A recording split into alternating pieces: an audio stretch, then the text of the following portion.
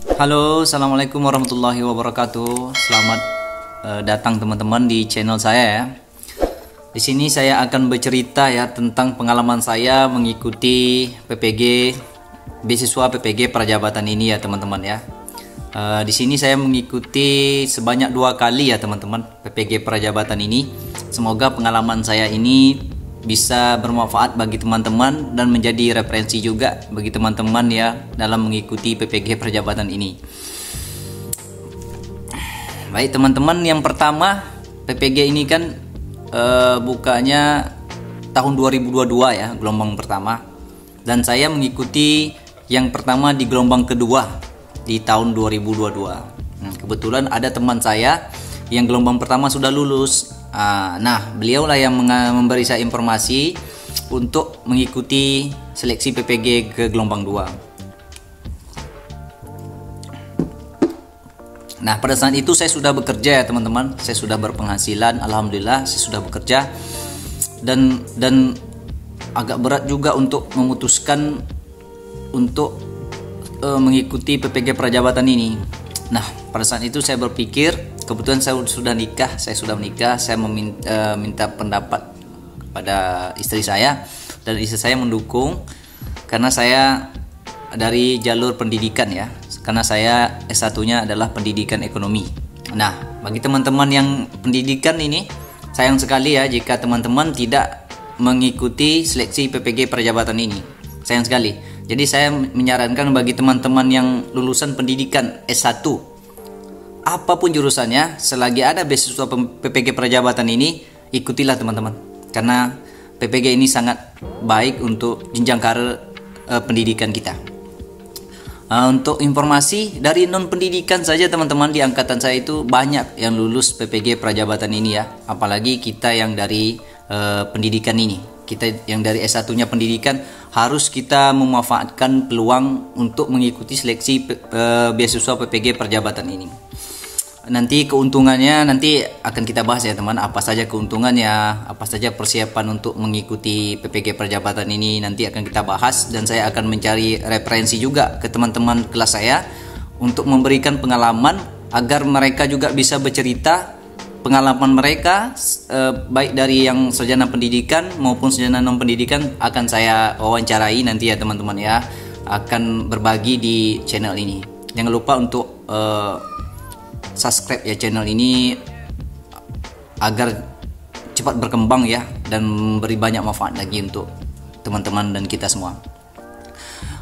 Singkat cerita teman-teman, saya di gelombang kedua ya tahun 2022 ikut tes. Pada saat itu saya sibuk bekerja dan saya menyempatkan diri saya bagaimana saya belajar sambil bekerja ya. Kadang tempat saya kerja saya juga buka HP, belajar, nengok-nengok YouTube dan referensi lainnya, pengalaman orang lain ya. Nah, kebetulan teman saya ini sudah lulus. Nah, saya bertanya kepada teman saya apa saja soal-soal yang materi yang akan diujiankan. Ketika saya lulus lulus administrasi dulu teman-teman ya, tahapannya lulus administrasi, dan saya mendapat jadwal untuk ujian ya, substantif. Kebetulan saya lokasi ujiannya di Universitas Riau ya. Nah teman-teman, untuk pemilihan lokasi ujian itu bisa ya teman-teman. Kalau kita di Pekanbaru, saya kebetulan kemarin di Pekanbaru. Nah saya memilih di Pekanbaru. Nah saya memilih di Universitas Riau ya. Nah khusus di kita daerah lain, contohnya Sumbar, teman-teman bisa memilih di Padang gitu, atau di UMP ya, Singkat cerita, saya bertanya sama teman saya mengatakan ikut saja katanya, ikut saja, dan soalnya tidak susah. Kebetulan saya mengambil pada saat itu pendidikan ekonomi ya teman-teman ya. Ketika saya selesai ujian, untuk soalnya lumayan susah ya teman-teman ya, karena saya menyadari kelemahan saya itu di akuntansi ya. Pada saat itu jurusan pendidikan ekonomi itu soalnya akuntansi banyak ya teman-teman ya. Nanti di video berikutnya akan kita bahas ya satu persatu ya. Ini gambaran saja ya teman-teman ya. Setelah pengumuman, saya tidak lulus teman-teman, dan saya sedih juga ya, saya tidak lulus. Saya tidak lulus dan saya mencoba ke gelombang 1 tahun 2023. Nah, singkat cerita di gelombang 1 tahun 2023 itu tidak ada jurusan pendidikan ekonomi. Yang ada cuma pendidikan ilmu IPS ya. IPS ya, pendidikan IPS. Kebetulan linear sama jurusan saya, pendidikan ekonomi, saya mengambil jurusan IPS. Nah, perbedaannya ya untuk soal ya.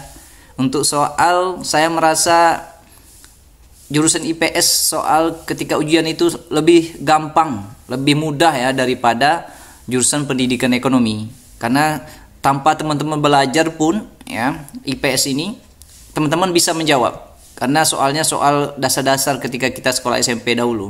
Soal IPS itu sangat mudah dibandingkan soal jurusan pendidikan ekonomi ya kalau teman-teman ya. Pengalaman saya ya teman-teman, mungkin pandangan orang beda ya.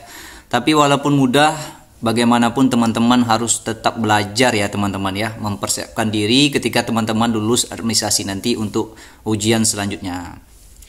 Nah, setelah selesai pengumuman kelulusan ya teman-teman, saya lulus, dinyatakan lulus ujian administrasi. Kemudian tahap berikutnya adalah tahapan wawancara ya teman-teman ya. Nah, nanti apa saja yang harus dipersiapkan untuk wawancara, nanti mungkin kesempatan lain ya teman-teman ya, kita cerita, kita sharing di sini. Lulus seleksi, kemudian lanjut ke tahap wawancara ya teman-teman. Saya sambil kerja pada saat itu ya teman-teman ya, saya sangat sibuk juga ya pada saat itu saya bekerja. Saya sibuk bekerja dan saya mempersiapkan juga diri ya untuk tahap wawancara ini. Nah, nanti mungkin di video berikutnya ya saya akan cerita apa saja yang saya persiapkan pada saat saya sedang bekerja juga sibuk. Jadi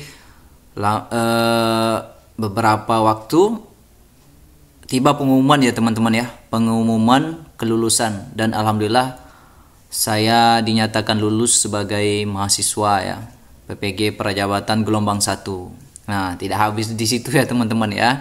Ketika kita dinyatakan lulus, nanti di akun SIM PKB kita ya akan muncul notifikasi kesediaan kita bersedia atau tidak. Nah, karena pada saat itu jurusan IPS ya teman-teman, jurusan IPS tidak ada di Riau, di Pekanbaru tidak ada jurusan IPS, di Unri tidak ada. Nah, LPTK yang menyediakan jurusan IPS itu yang terdekat adalah Sumatera Barat, yaitu Universitas Negeri Padang ya teman-teman ya. Nah, pada saat itu saya beratnya di situ ya, karena istri saya masih bayi anak ya. Nah, pada saat itu masih bayi anak, dan untuk meninggalkan istri saya pada saat itu masih berat, masih butuh waktu untuk memutuskan apakah ikut atau tidak PPG Prajabatan ini ya teman-teman. Nah, posisi saya berat ya teman-teman ya. Nah, kalau teman-teman yang melihat video ini yang masih bujang, itu gampang kali untuk mengambil keputusan ya. Nah, ketika itu ya saya memilih untuk plotting ya teman-teman ya. Nah, ternyata di notifikasi kesediaan LPTK itu kita bisa memilih plotting ya teman-teman. Kita klik ya, pilih alasan kita belum bersedia, itu pilih plotting. Nah, saya pilih plotting pada saat itu agar saya memiliki banyak waktu untuk berpikir, untuk mengambil keputusan ya. Karena pada saat itu saya juga sedang asik-asiknya bekerja ya. Untuk meninggalkan pekerjaan pada saat itu sangat sayang sekali ya. Saya memilih plotting ya teman-teman, dan saya kuliah di gelombang 2 tahun 2023. Alhamdulillah ya teman-teman ya. Nah, untuk itu ya, bagi teman-teman yang ingin melanjutkan di karir di pendidikan ya, bagus mengambil PPG Prajabatan ini ya. Jangan lupa berdoa ya, berusaha minta doa sama orang tua, kalau punya istri juga minta doa sama istri ya teman-teman ya. Mungkin di video-video selanjutnya bisa kita berbagi lagi ya teman-teman secara lebih spesifik lagi ya. Ini saya tidak ada persiapan ya teman-teman ya untuk bikin video ini karena pagi. Bagi saya pengalaman ini mungkin bisa bermanfaat bagi teman-teman ya. Jangan lupa subscribe channel saya teman-teman. Semangat para pejuang PPG. Assalamualaikum. Oh ya, jangan lupa ya, kalau ada pertanyaan silakan ditanya ya teman-teman di kolom komentar, biar kita bisa sharing ya, berbagi informasi dan ilmu ya teman-teman ya. Nah, assalamualaikum warahmatullahi wabarakatuh.